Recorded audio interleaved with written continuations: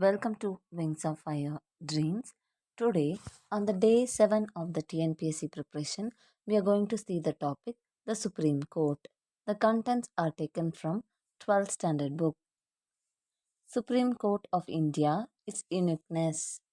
Here we will see the sources of law, jurisdiction, and powers organization.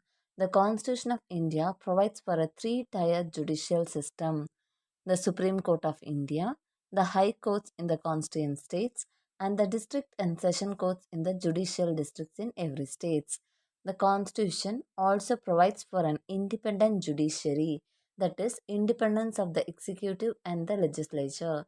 In a democratic federal polity like India, the Supreme Court assumes a much bigger note as the guardian of the Constitution, as an arbitrator in disputes between the states and union government, and in disputes among the states, and as the highest appellate courts in all civil and criminal cases. It is endowed with the onerous responsibility of safeguarding and enforcing the fundamental rights and freedoms of all citizens of India. However, unlike the federal system in USA, the Constitution of India does not provide for two sets of judiciary, one as federal, another for states. India has only a unitary judiciary system, with the Supreme Court as the apex court with authority over all other courts in India. Sources of law. The Constitution is the fountain source of law in India. Status statutes enacted by the legislatures of the union, state, or union territories become one another source of law as long as these are in conformity. The basics of the Constitution. Besides, the subordinate legislations in the form of rules, regulations, as well as by laws of many administrative body, unless and until negotiated by the judiciary, constitute the third source of law. Jurisdiction and powers on the Supreme Court. The Supreme Court has original appellate and advisory jurisdiction. The original jurisdiction of the Supreme Court extends to all cases which can originate in the Supreme Court. These include disputes between the Government of India and one or more states, or between two or more states. In disputes involving fundamental rights, the Supreme Court has both original and appellate jurisdiction. It can issue writs of habeas corpus, writ of mandamus, writ of prohibition, writ of certiorari, and the writ of quo warranto. The Supreme Court is the highest or apex appellate court in India, where appeals against judgment of high courts can be made. The Supreme Court of India has also been vested with certain advisory powers.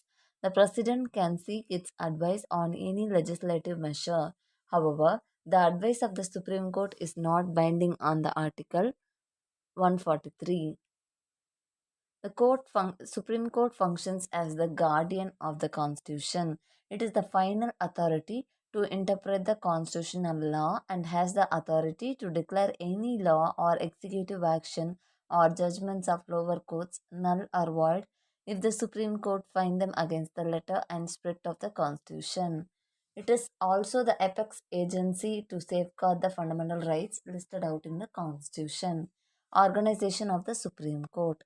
The Supreme Court of India has been established by Part 5, Chapter 4 of the Constitution of India.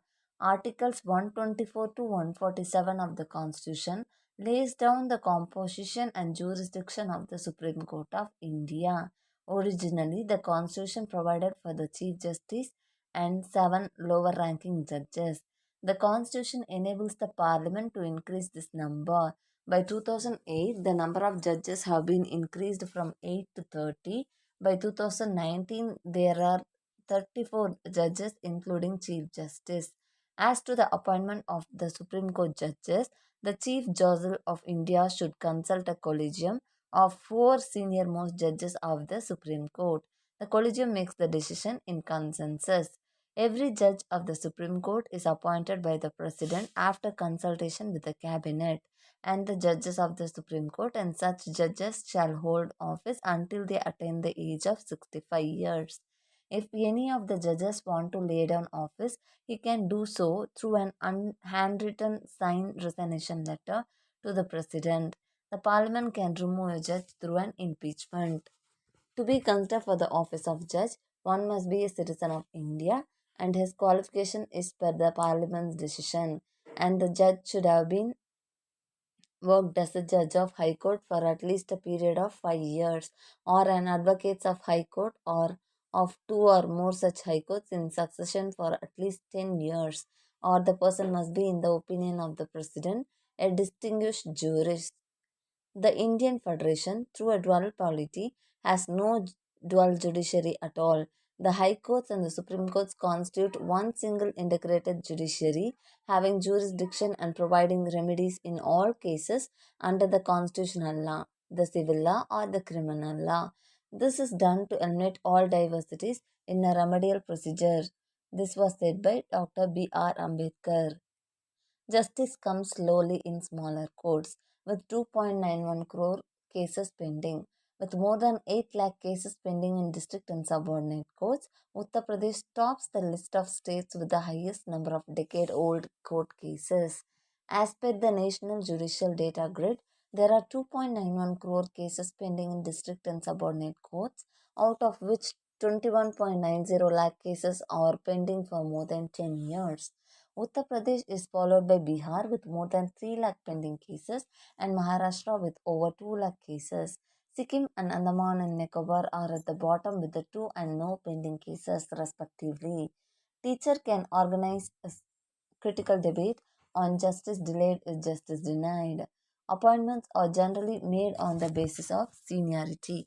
In 2007, Justice K.G. Balakrishnan became the first justice of the Supreme Court from the scheduled caste community. The Supreme Court of India under the present constitution commenced functioning on January 28, 1950. It was placed then in the Chamber of Princes in the Parliament. It moved to the present building in 1958. Harilal J. Kania was the first Chief Justice of the Supreme Court. The other judges who assumed office along with him Vice Justices are Syed Faz Ali, M. Patanjali Sastri, Mehachan Mahajan, Bijan Kumar Mukherjee and S.R. Das. Impeachment. A judge of the Supreme Court can be retired by an order of the President after an address by each House of the Parliament supported by a majority of total membership of that House and by a majority of not less than two-thirds of the members of the House present and voting in the same session. High Courts.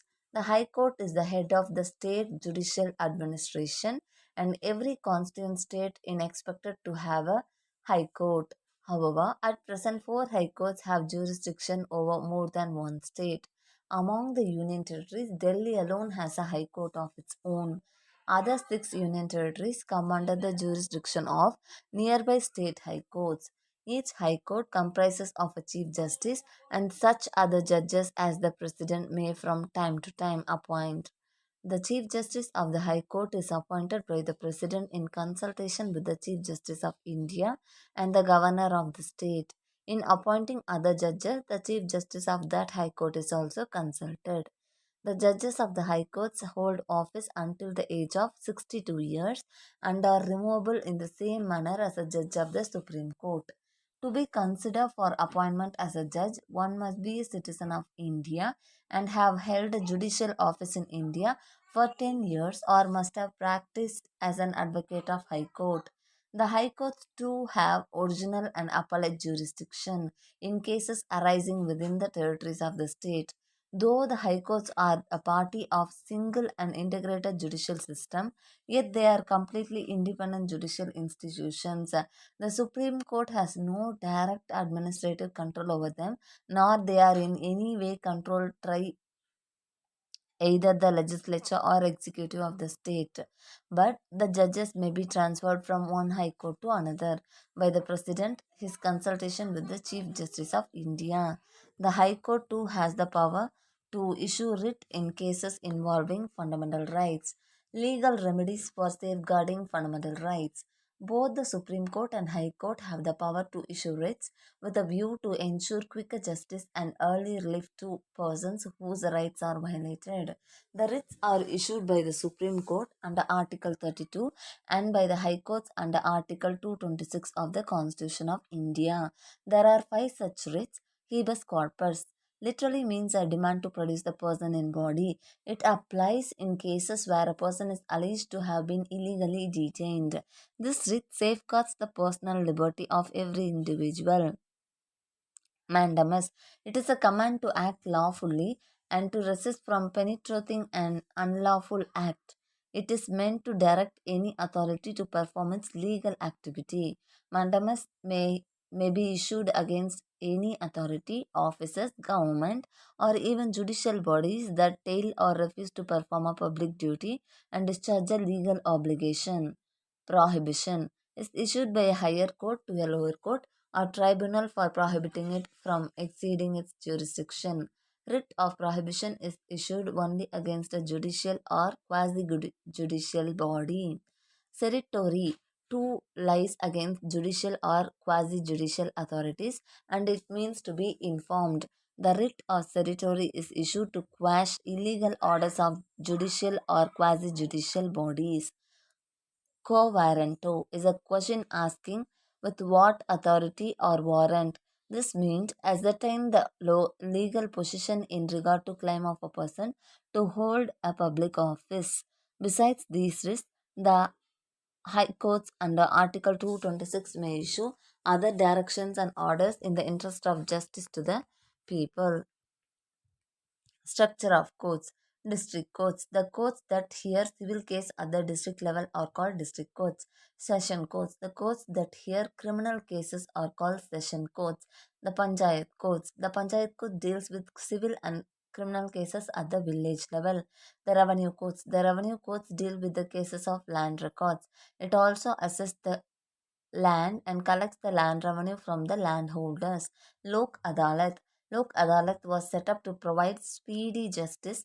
It hears and settles the disputes in the language of the people in the public presence. A Lok Adalat is presided over by a retired judge along with a lawyer and social worker. Cases are put forward with advocates. These cases are solved through mutual concern. The first Lok Adalat was held on 1982 at Junak of Gujarat. Fast track courts. These courts were established in the year 2000 with an aim to clear the long pending sessions and the other judicial cases. Telelaw initiatives. To provide legal aid and service to the people in rural areas, the Telelaw initiative was launched by the Ministry of Law and Justice in collaboration with the Ministry of Electronics and Information Technology. People can seek legal advice from the lawyers through video conferencing available at the Common Service Center on the Telelaw portal, a technology enabled platform. Family courts. Family courts specifically handle family law matters. These are the civil courts and are utilized for various family related claims such as child custody, divorce, adoption, juvenile issues, etc. Mobile courts. Mobile courts will be of great relief to the rural people. It could create greater awareness about the judicial system among the rural masses, cut costs for them, and render justice as their doorstep.